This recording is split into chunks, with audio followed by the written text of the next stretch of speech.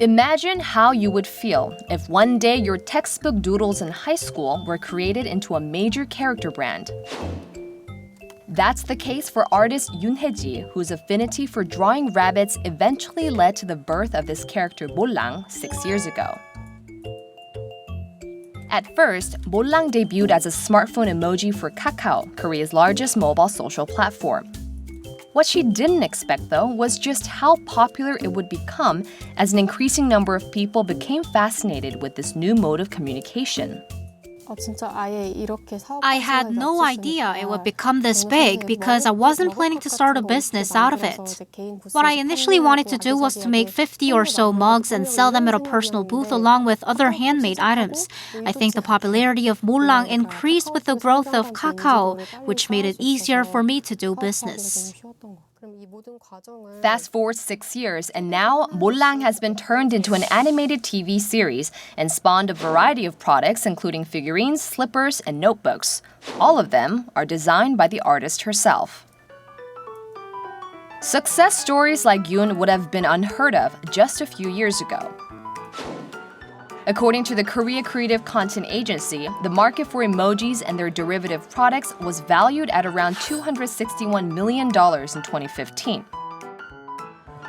In Kakao's case, the popularity of their emojis culminated in this flagship brick-and-mortar character store Kakao Friends, located in the glitzy district of Gangnam. This is one of more than a dozen stores across the nation.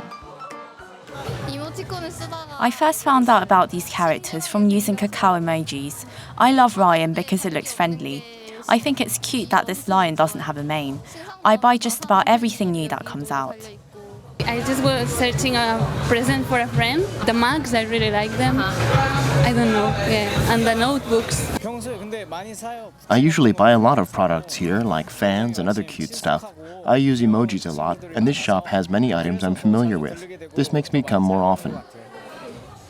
Kakao says the combined sales raked in from its smartphone emoji business and its offline store has surged roughly 312% in the first quarter of this year, compared to the same period last year.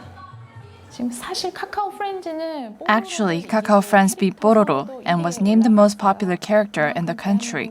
I think that's how familiar Koreans are with their characters. As the value of emojis rise, the market grows bigger, so we plan on increasing their usage in the future. Experts say if emojis were just one of many effective means of communication from a marketing point of view, their potential impact can be far-reaching for other industries. I think the use of emojis in the character industry at large can even be utilized for socially beneficial goals. I think there will be a growing number of consumers who may buy certain emojis that have been created with a specific social cause in mind where they can make a direct contribution through their purchases. One example is the social enterprise Wingbook, which generates content for the hearing impaired using Korean sign languages. It created the emojis Hero and Sue as a side venture to their main business, but little did they know it would become one of the best-selling emojis on Kakao for a few weeks. Wingbook says a combined 80,000 purchases have been made since their debut on Kakao. Our emojis are not a be-all, end-all solution to communication, but just as we are capable of forging a bond with foreigners, even when we speak only a word or two of their language, we thought the same logic also applies to the hearing impaired. So I created these characters to open up that door of communication.